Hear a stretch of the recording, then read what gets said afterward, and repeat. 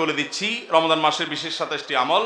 Number 1, শাবানের শেষ দিবসে সন্ধ্যায় পশ্চিম আকাশে রমজানের চাঁদ তালাশ করা, রমজান পেলে দোয়া পড়া।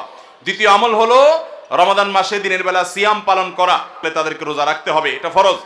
3 নম্বর আমল হলো রমজান মাসে রাতের বেলায় তারাবির সালাত আদায় করা উত্তম রূপে সুন্দরভাবে। 4 নম্বর আমল হলো সাহারি খাওয়া, একটু কি। 5 নম্বর আমল হলো সাহারিটা শেষের দিকে খাওয়া, এমন ভাবে খাওয়া যে সাহারি খাওয়া শেষ করলে আজান দিতে আর 50টা আয়াত তেলাওয়াত করার মতো সময় থাকে। 6 নম্বর আমল হলো ইফতার করা, ইফতার করা এটা সুন্নাহ একটা আমল। 7 নম্বর হলো ইফতারটা একটু তাড়াতাড়ি করা, অর্থাৎ সূর্য ডুবে গেছে, নিশ্চিত হয়ে গেছেন, আর দেরি না করে অবিলম্বে ইফতার করে ফেলা। 8 নম্বর আমল হলো ইফতারের দোয়া করা, ইফতারের শুরুতে বিসমিল্লাহ বলবেন, ইফতার করা শেষ বা ইফতার কিছু দূর করে ফেলেছেন এরপর দোয়া পড়বেন যে যাহাবাজ জামা ওয়াবতাল্লাতিল উরুক ওয়া সাবাতাল আজরু ইনশাআল্লাহ। এবং 9 নম্বর আমল হলো ইফতারিতে খেজুর খাবেন এবং সাহারিতেও খেজুর খাবেন। 10 নম্বরের আমল হলো সারাদিন বেশি বেশি রোজা দোয়া করা, কারণ রোজাদার ব্যক্তির দোয়া আল্লাহ তাআলা ফিরিয়ে দেন না ইফতার রাগ পর্যন্ত। এই জন্য চলতে ফিরতে উঠতে বসতে মনে মনে আল্লাহর সাথে কথা বলা, মুনাজাত করা, দোয়া করতে থাকা। 11 নম্বর আমল হলো সকল পাপাচার বর্জন করা, কারণ রমজান মাসের উদ্দেশ্যই হলো মানুষকে মুত্তাকি বানানো, পাপাচার বর্জন করতে শেখানো। আমরা এই জন্য হারাম কাজ পরিহার করা রমজান জুড়ে, এটা হলো 11 নম্বর আমল। 12 নম্বর আমল হলো বিশেষভাবে মিথ্যা পরিহার করা, কারণ কেউ যদি মিথ্যা আছে। 13 নম্বর আমল হলো ঝগড়া বিবাদ থেকে দূরে থাকা। নবী সাল্লাল্লাহু আলাইহি সাল্লাম বলেছেন রোজা অবস্থায় কেউ ঝগড়া করলে সে বলবে আমি রোজাদার, আমি জবাব দিতে পারবো না। এবং এর পাশাপাশি 14 নম্বর আমল হলো সকল সাধারণ নেক আমলগুলো এই মাসে একটু বিশেষ গুরুত্বের সাথে করা, কারণ আমলের মাস এটা, ভর বসন্ত আমলের। নামাজ বিশেষ গুরুত্বের সাথে পড়া, অন্য সব আমলগুলো বিশেষ গুরুত্বের সাথে করা। 15 নম্বর আমল হলো আল্লাহর কাছে ক্ষমা চাওয়া, জাহান্নাম থেকে মুক্তি চাওয়া, কারণ এই মাসটা এসেছে আমাদেরকে ক্ষমা পাইয়ে দেওয়ার জন্য।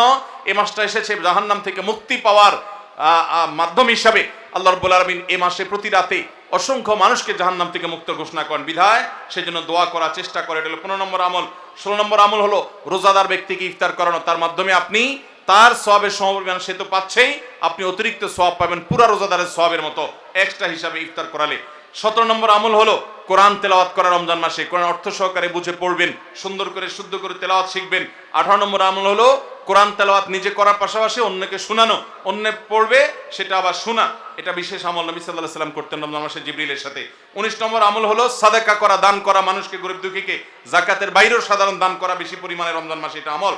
20 নম্বর আমল হলো ভোর রাতে সাহরি খেতে উঠলে একটু তাহাজ্জুদ পড়া, একটু দোয়া করা, একটু রোনাজারি করা, কারণ এটা দোয়ার সময়, এটা তাহাজ্জুদের সময়, এটা আল্লাহর নৈকট্য লাভের সময়। এই সুযোগ 12 মাস আসে না, এই জন্য এই আমলটা করা, তাহাজ্জুদ পড়া, দোয়া, রোনাজারি করা সাহরির সময়। 21 নম্বর আমল হলো সামর্থ্য থাকলে ওমরা করা। 22 নম্বর আমল হলো মেসওয়াক করা, এমনকি রোজা অবস্থায় দিনের বেলা বেশি বেশি, নবী সাল্লাল্লাহু আলাইহি সাল্লাম করতেন।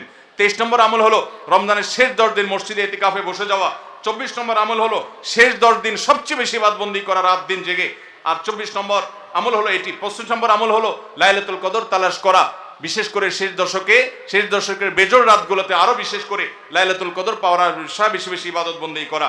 আর 26 নম্বর আমল হলো লাইলাতুল কদর মনে হলে কোন রাতকে, সেই রাতে এই দোয়া পড়া, আল্লাহুম্মা ইন্নাকা আফুউন তুহিব্বুল আফওয়া ফাআফু আন্নি।